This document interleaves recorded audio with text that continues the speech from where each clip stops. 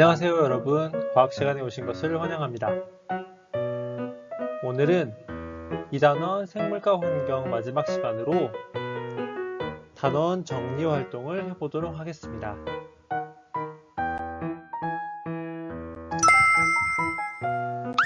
먼저 생태계 복원을 위한 노력이라는 과학 이야기를 읽어보고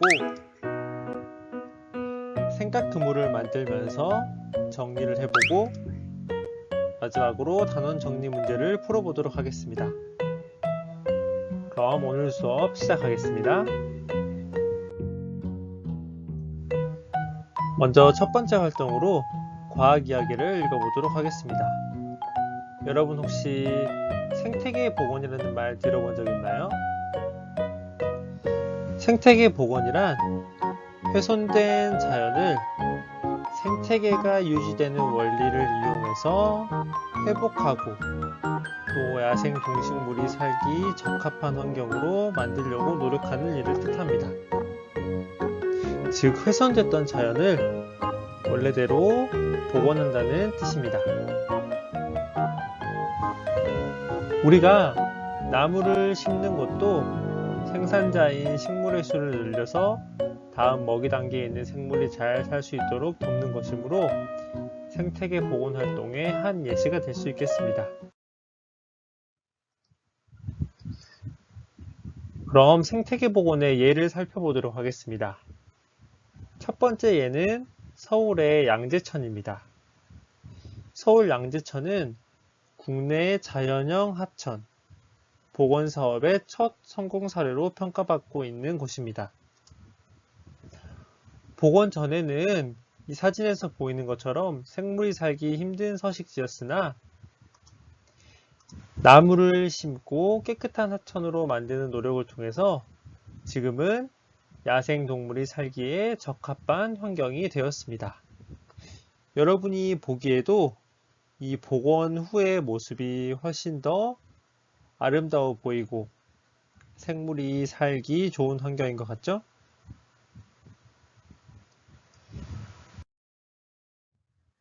그럼 이런 생태계를 복원하는 전문가들에 대해서 알아보도록 하겠습니다. 첫 번째 전문가는 야생동물 생태 복원사입니다.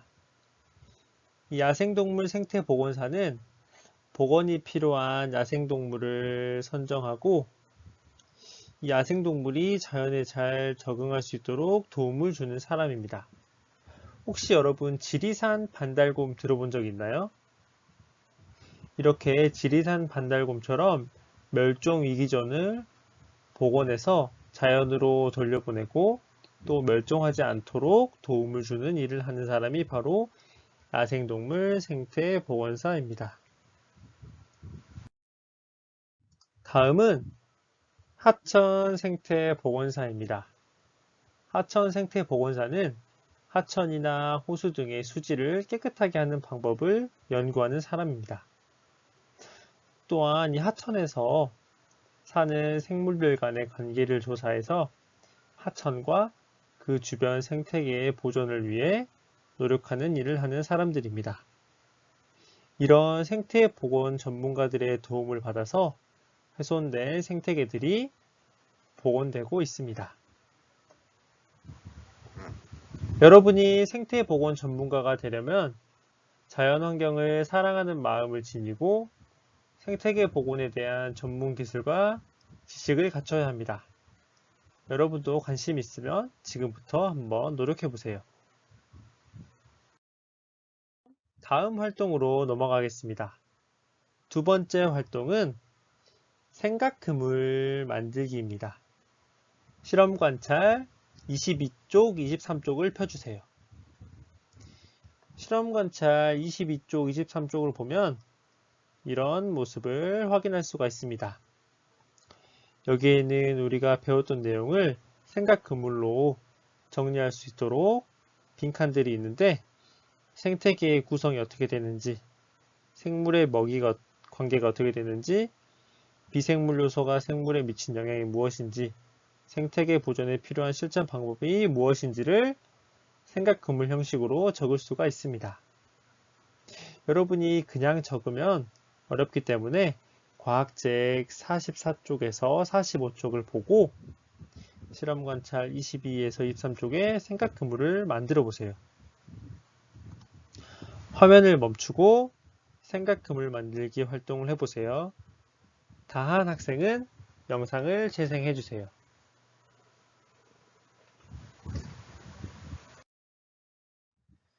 먼저 생태계의 구성에 대해서 다시 되돌아보겠습니다. 생태계란 어떤 장소에서 서로 영향을 주고받는 생물 요소와 비생물 요소를 의미합니다. 이런 비생물 요소에는 온도, 햇빛, 물, 흙, 공기가 있습니다. 그리고 생물 요소는 양분을 얻는 방법에 따라서 이렇게 세 가지 생산자, 소비자, 분해자로 분류할 수 있었죠. 생산자는 스스로 양분을 만드는 생물이고, 소비자는 다른 생물을 먹이로 살아가는 생물, 그리고 분해자는 죽은 생물 또는 배출물을 분해하여 양분을 얻는 생물을 뜻했습니다. 이렇게 생태계는 생물 요소와 비생물 요소로 구성되어 있다는 것을 배웠었습니다. 다음은 생물의 먹이 관계입니다. 생물의 먹이 관계에서 크게 두 가지가 있었죠. 먼저 먹이 사슬, 그리고 먹이 그물이 있었습니다. 먹이 사슬은 생물의 먹이 관계가 이렇게 사슬처럼 연결된 것을 먹이 사슬이라고 했고, 먹이 그물은 여러 개의 먹이 사슬이 얽혀서 그물처럼 연결되어 있는 것을 먹이 그물이라고 했습니다. 이 중 생태계에 더 유리한 것은 어떤 것이었죠? 그렇죠. 다양한 생물이 있는 먹이 그물이었습니다. 그럼 이번에는 비생물 요소가 생물에 미치는 영향에 대해서 알아보도록 하겠습니다. 비생물 요소에는 여러 가지가 있는데, 먼저 온도, 햇빛, 물에 대해서 알아보도록 하겠습니다. 온도는 동물들이 털을 가리하거나 아니면 철새가 이동을 하는데 영향을 주고, 단풍이나 낙엽이 지는데 영향을 줍니다. 그리고 햇빛은 식물이 양분을 만들고 물체를 보는데 필요합니다. 그리고 물은 생명을 유지하는데 반드시 필요합니다. 여러분, 물을 주지 않은 콩나무는 잘 자라지 못하고 시들었던 거 잘 기억나죠? 그리고 우리도 물을 먹지 못하면 살 수 없기 때문에 이렇게 물은 생명 유지하는 데 중요한 역할을 합니다. 그럼 마지막으로 생태계 보존에 필요한 방법을 알아볼게요. 생태계를 보존하려면 먼저 일회용품 사용을 줄이고, 쓰레기를 분리 배출하고, 또 자동차보다는 자전거를 이용을 하고, 또 나무를 많이 심는 것이 우리가 생태계 보존을 실천할 수 있는 방법이었습니다. 이렇게 생태계를 잘 보존해야 우리도 이런 생태계를 잘 누릴 수 있고, 또 우리의 후손들도 생태계를 잘 누릴 수 있습니다. 네, 여기까지 생각 그물 만들기 활동을 해봤고, 이제 세 번째 활동에 들어가도록 하겠습니다. 세 번째 활동은 단원 정리 문제 풀기입니다. 이제 여러분이 문제를 풀면서 얼마나 공부를 열심히 했는지 한번 확인해 볼게요. 실험 관찰 24쪽에서 25쪽을 펴고 단원 정리 문제를 풀어주세요. 화면을 멈추고 문제를 푼 다음 다 푼 학생만 영상을 재생해 주세요. 그러면 선생님과 함께 문제풀이를 해보도록 하겠습니다. 아직 다 풀지 않은 친구는 잠시 영상을 멈추고 꼭 문제를 먼저 다 풀어주세요. 먼저 1번부터 보겠습니다.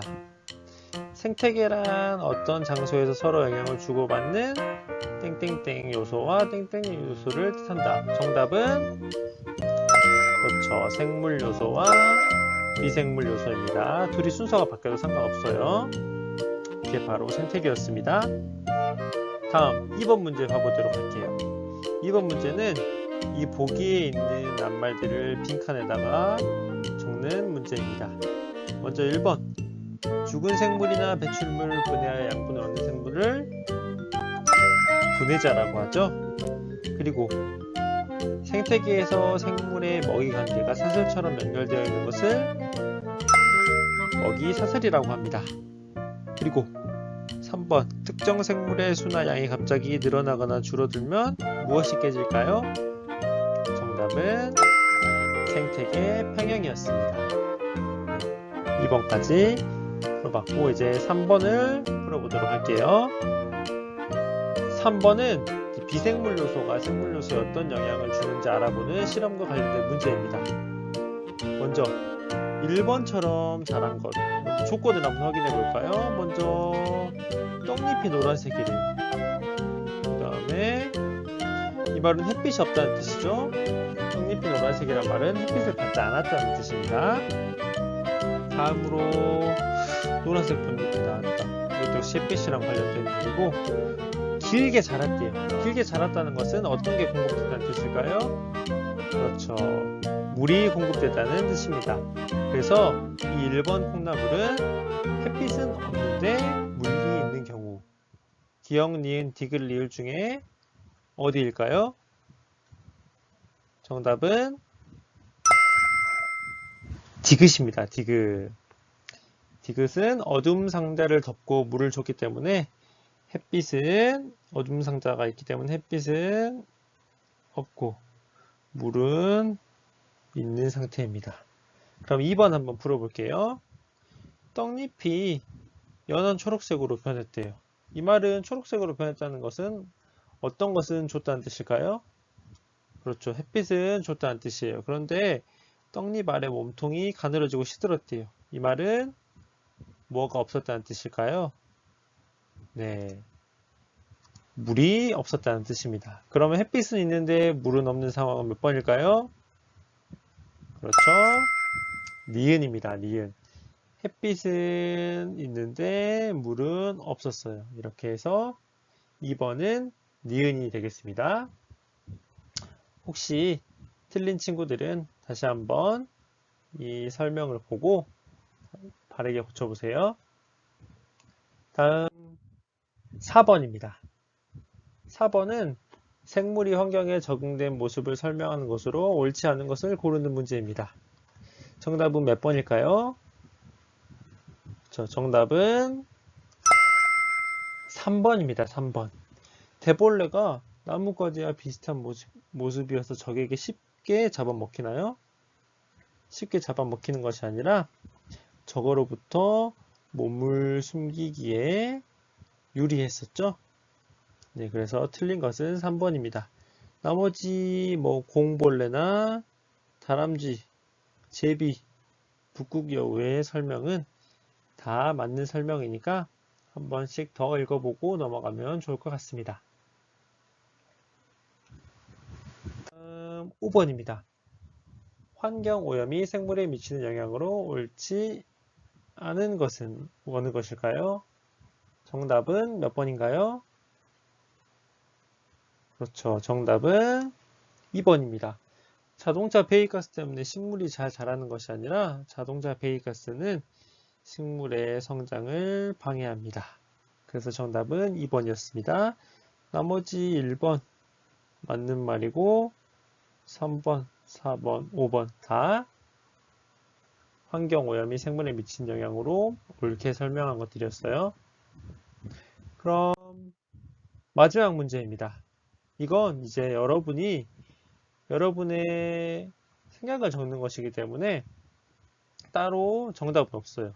다만 이게 생태계 보존에 도움이 되는 방법인지 또 어떤 점이 도움이 되는지를 적는 건데, 선생님이 한번 예시를 보여줄게요. 선생님은 자전거 타기를 적었어요. 자전거 타기를 하면 배기가스가 나오지 않기 때문에 공기 오염을 막을 수 있는 점이 도움이 되겠습니다. 또 하나만 더 적어보면 합성세제 사용 줄이기예요. 합성세제를 사용하지 않으면 물속에 해로운 영향을 끼치는 것을 줄일 수가 있습니다. 여러분도 이와 비슷하게 방법과 도움이 되는 점을 잘 적었으면 정답으로 처리하면 되겠습니다. 네, 이렇게 해서 우리가 2단원이 끝이 났습니다. 2단원 공부하느라 너무 고생했어요. 다음 시간에는 새로운 단원인 3단원, 날씨와 우리 생활 단원을 들어가도록 하겠습니다. 첫 시간으로 날씨와 우리 생활 만화 그리기 활동을 해볼 거예요. 그럼 다음 시간에 만나요.